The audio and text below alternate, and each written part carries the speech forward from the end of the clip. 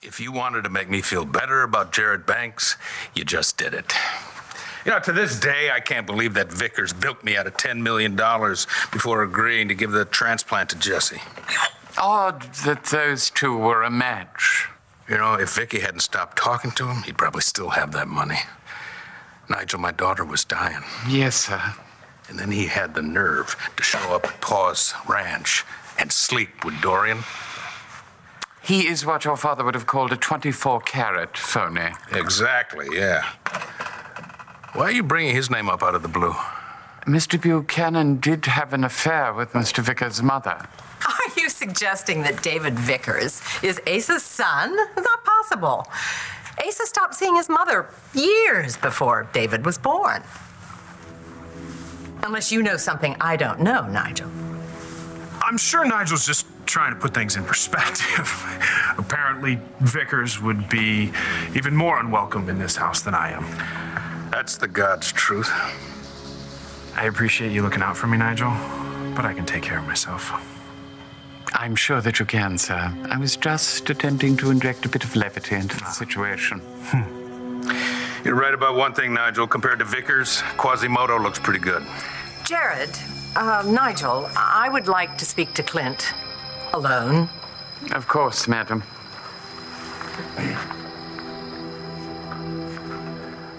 Renee, you ready for a drink? Yes, thank you. Clint, what are you going to do with this anger when the DNA test shows that Jared is Asa's son? I don't know what happened with you and Clint, and I'm not asking. But Rex and I are fine. Given Rex's background, it's only natural to have doubts about I don't have doubts. I just wanted your advice about what to get Rex for Christmas. He needs a watch. Oh, I can help you with that. Yes, indeed. Everybody seems to be quite crazy about the Triomphe du Veau. Yes. And it's not just those print ads with all the movie stars, but do get the 2007 version, not the 2006. Rex would not be comfortable wearing something that expensive, and besides, I couldn't afford it. I just want a good-looking, dependable watch that I can get engraved. Why don't you let me buy the Triomphe du Veau for you? Because this is a gift from me, not you. And I don't have that kind of money. Is this about my losing your money from Aunt Betsy?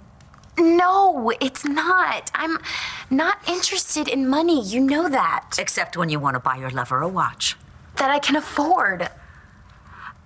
I want to make sure, now that I have a foster daughter, that my two daughters know how very special they are to me. So please, let me buy you this watch. There is no reason for you to have to scrimp. I'm not scrimping. Besides, you of all people should know that money does not buy you happiness. You and Clint are both millionaires, and you still couldn't make it work. Yes, Clint and I did have our issues, but money was not one of them. But you know the old adage, when poverty knocks at the door, love flies out the window. So what's with old Johnny boy? He was acting weirder than ever.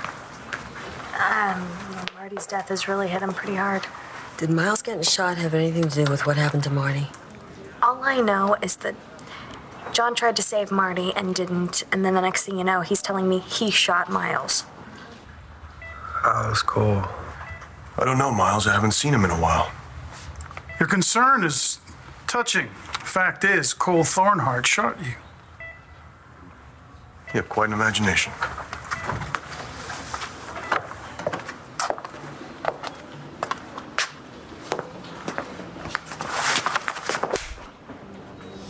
That's from Miles. Forget him. Now, tell the commissioner Cole Thornhart shot you.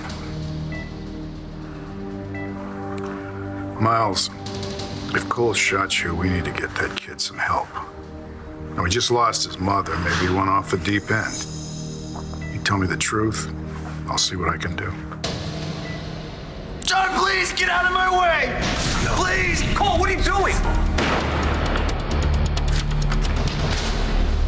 Sorry. I don't remember who shot me.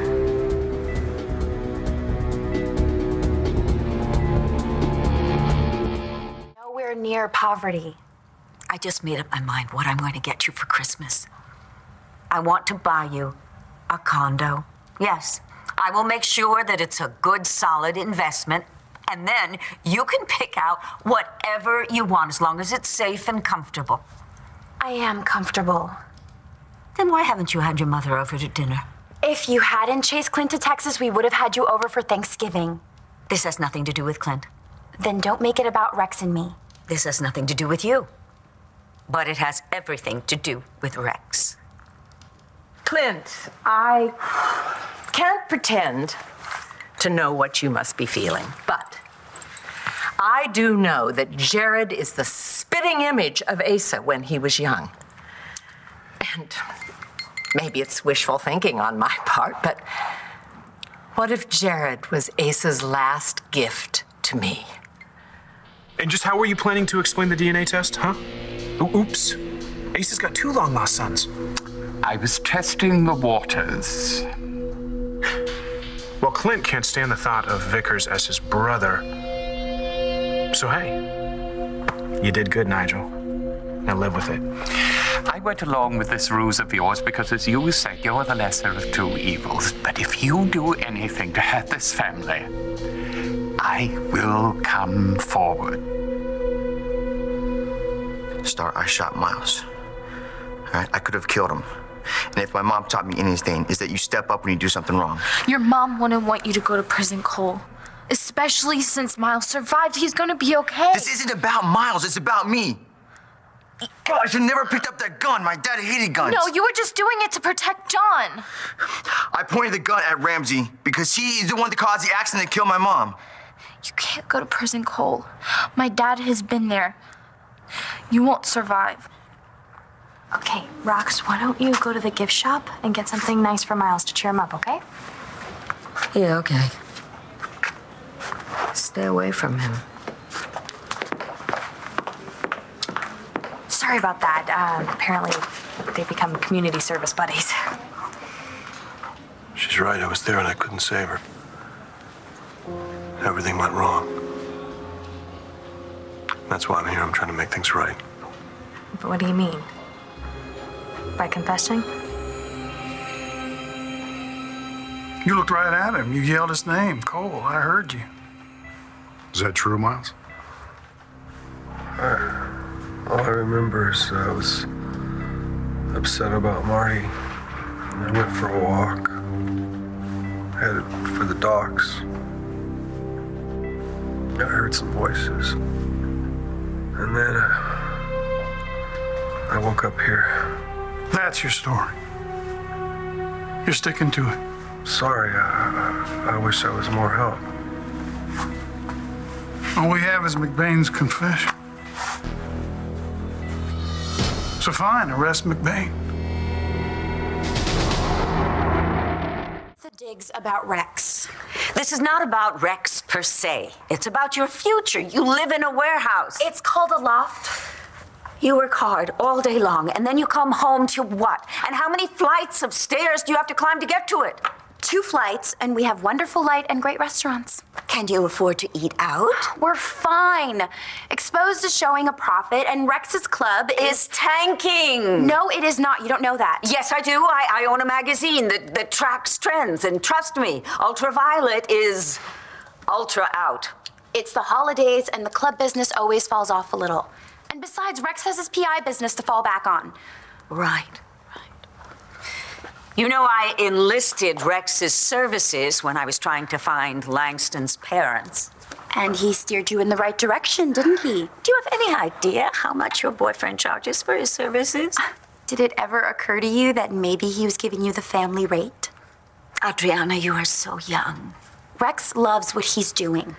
And obviously, that's what counts. Okay, are you seriously questioning my choices, or do you just want to fight with me because you blew it with Clint? Because I'll fight with you. I just want to know why.